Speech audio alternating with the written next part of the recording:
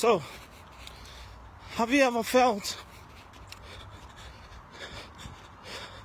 that something that happened to you is unfair? Have you ever felt that something you witnessed is unfair? And how did you feel? This is day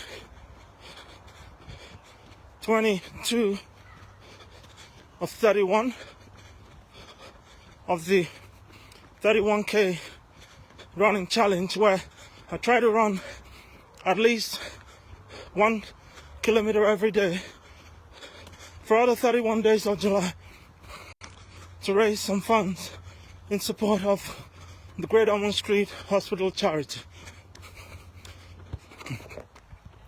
Friend, all you have to do is just click on the link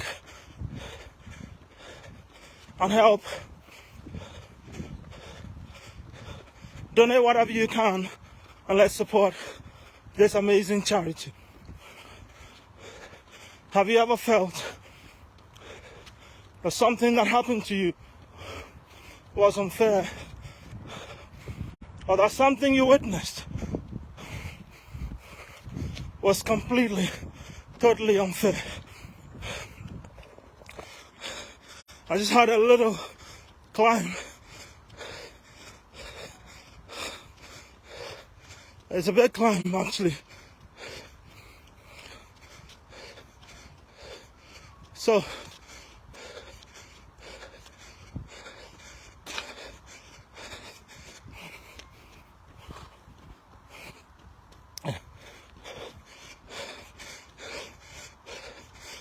today I want to share a quick story with you. Before I do that, I just want to remind you that we're doing this together to help give hope to the many thousands, at least 600 each day, who use the services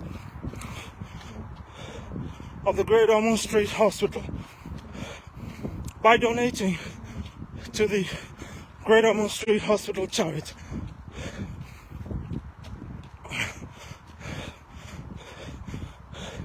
So guys, we're going to share a story together. I'm going to ask you that question again.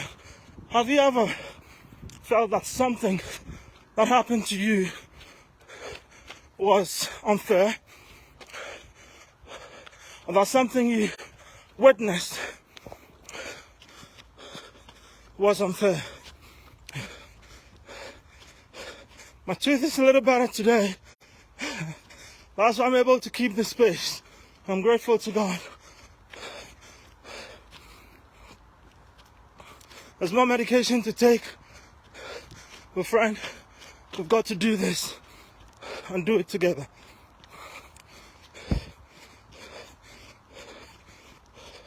So yesterday, we shared the story of a man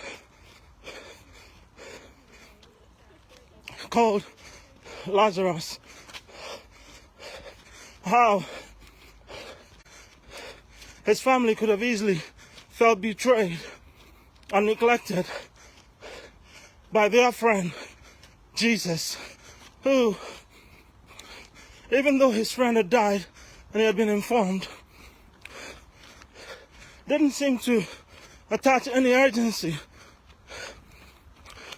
to responding to that emergency. When he turned up, he was actually 4 days late. Friend, as we share this story today,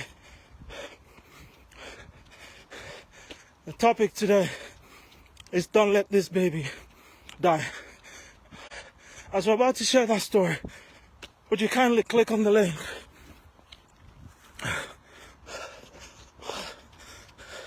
and give whatever you can in support of this charity and the amazing work they are doing.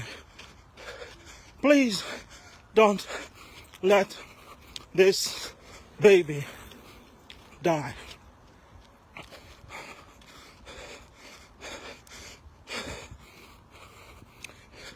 This is the 31K running challenge, charity running challenge, where I try to run at least 1 kilometer every day for all the 31 days of July. And friend, I'm grateful to God for the strength, and also thankful to you for sticking around, coming with me on each run every single day to help make a difference. Because I know we can, and together we've been an amazing team. So if you'd like to support, you'd like to donate, please do so. Click on the link below and put whatever you can into the kitty, and let's support this amazing charity. Let's help raise some funds to support the great work of the Great Ormond Street Hospital charity. Friend, as you're with me doing this donation, as you're with me on this run, I want to share another story with you. Don't let this baby die, please. I want to share the story of a man named Solomon. See, Solomon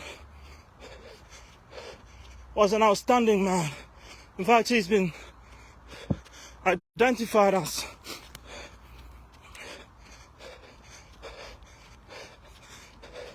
the wisest, or one of the wisest men to have ever lived. Wise King Solomon, he's called. Friend, if you're here, remember to click on the link and help, and let's together give whatever we can. But whatever you do, don't let this baby die, please. So the wise king did something amazing. But I'm going to tell you the backstory, and then we'll come to the real story. Whatever you do, don't let this baby die, please. So, King Solomon, on one fateful day, saw himself becoming the king in place of his father, David.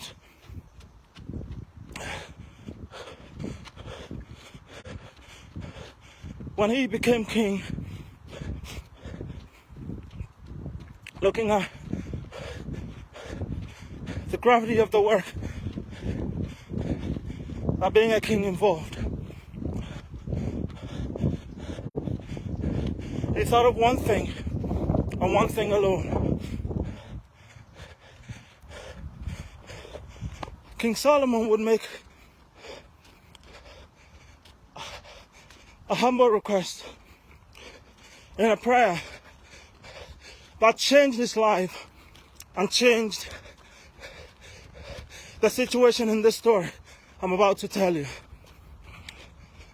And history has him as one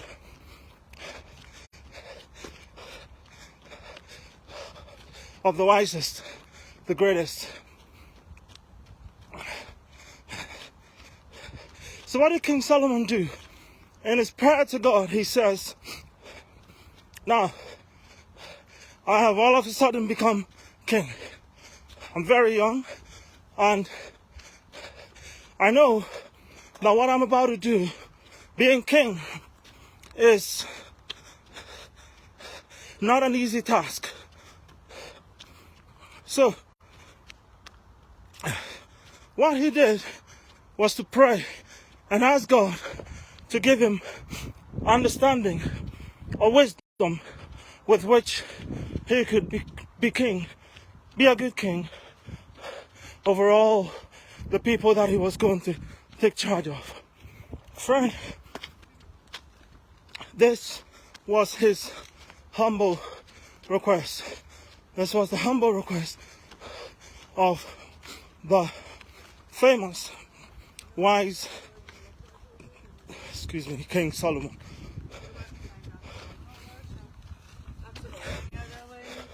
You see, after this prayer request, we fast forward to our story for today. And what is our story for today?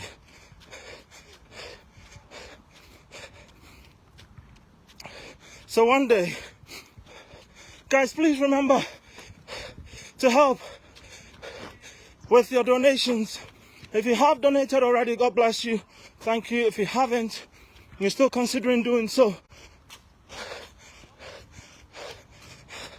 I said God bless you in advance, but I want to say it is worth it. Every penny that you support with is worth it. It will go a long way to help give a child, a young person suffering from a number of childhood illnesses, to give them hope. You see, I'm wearing this white hat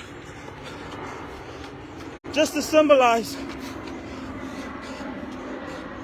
our victory. Oh, there's an airplane. British Airways plane. Oh, can't switch the camera around, I think. My settings. Oh no, I've just seen it now. There's an airplane overhead. So, this is to symbolize the victory that we have all taken on this amazing task. We're delivering, and we have delivered to the best of our abilities. If you're able to help in any way, please click on the link and help. Let's raise some funds to support the Great Ormond Street Hospital charity. So back to the story of King Solomon. One day, two women who lived together woke up in the morning. They both had sons, infant children, and they woke up in the morning to find one of the children was no longer alive. One of them was dead. Whatever you do, don't let this baby die, please. One of them was dead. Okay, so what happens? They would bring this case to King Solomon. And what is the reason? They bring this case to King Solomon to say that they weren't happy with the situation. As a matter of fact, because one baby had died, both of them were claiming the one who was alive. None of them wanted to claim the one who had unfortunately passed away. Whatever you do, don't let this baby die. Please, please, please. So, the great King Solomon got this case. He had this case in front of him, and he needed to pass judgment on this case. King Solomon, by divine direction, divine inspiration, by the wisdom of God that he had earlier asked for when he became king, would make a ruling that would beat the greatest legal minds of the time. He'd make a ruling that even the learned and the lawyers would marvel at. Here is King Solomon's ruling. Whatever you do, don't let this baby die, please. So, remember, we're on this run to help support the Great Ormond Street Hospital charity. So, if you're here, please make sure you just click on the button below. And if you've come here, leave a comment, let me hear what do you think about this challenge so far. King Solomon made this amazing, wonderful ruling. King Solomon asked for a sword to be brought. The sword was to achieve one purpose and one purpose alone, King Solomon said. The sword was going to be used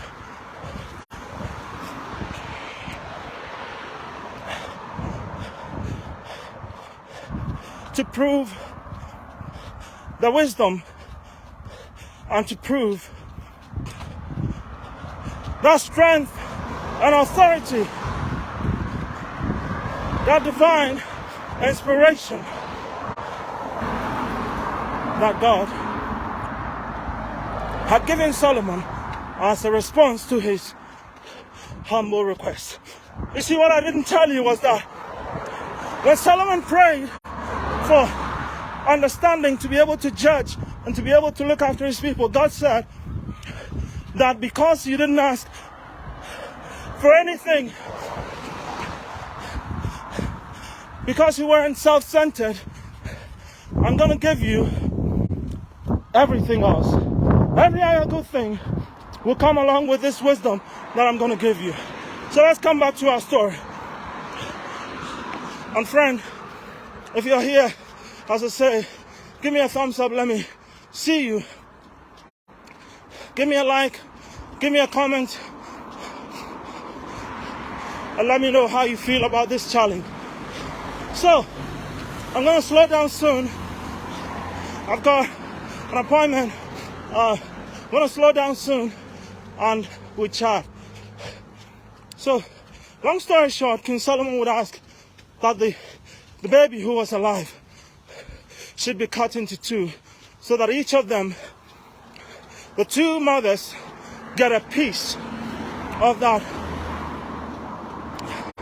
baby who was alive, that they were fighting over, that they both claimed was their child. Rather, in a moment of dramatic effect, in a moment of panic, and in a moment of joy for some, this next thing happened. You see, I'm going to slow down and we'll chat. So I've done my 1K, I think I've done about 2K.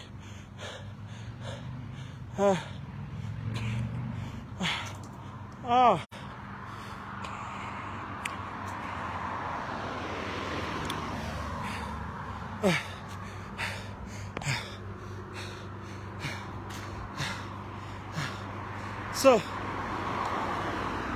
King Solomon asked for the baby to be cut into two, and for each parent to take half of that baby. Friend, here is the thing. When he made that ruling, the mother whose baby had actually died, the one whose baby died, and actually swapped it with a living baby, she was excited and she said, yes, cut that baby into two. Yes, cut that baby into two. But the mother of the baby who was alive, who was going to be cut into two, intervened and said, listen, it's okay. If she would have the baby, I don't want anything happening to the baby. Whatever you do, please don't let that baby die. What I want is that she can have the baby and well, I can have nothing. You see, what God's wisdom would prove is that in the end, King Solomon would rule that the living baby belonged to the rightful mother, the one who had intervened and said, whatever you do, don't let that baby die, please. Friend, as I close this session, what I'm asking you is, are you going to come on board and help save one more baby, one more child?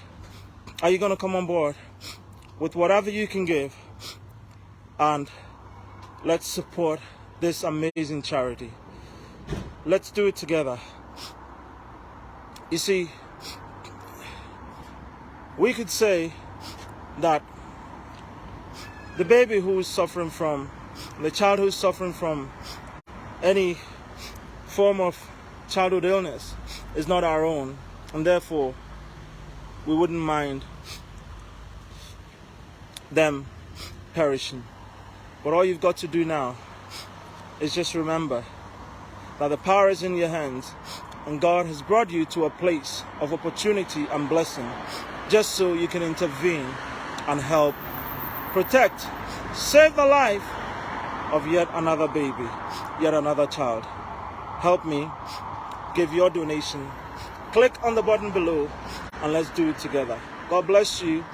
And I finish by saying, if anyone is in need of wisdom, that kind of heavenly wisdom, that kind of divine wisdom, we're told in James, we are told in the book of James that you could ask God and he would give you freely. God bless you, and I'll see you round about the same time tomorrow. God bless you.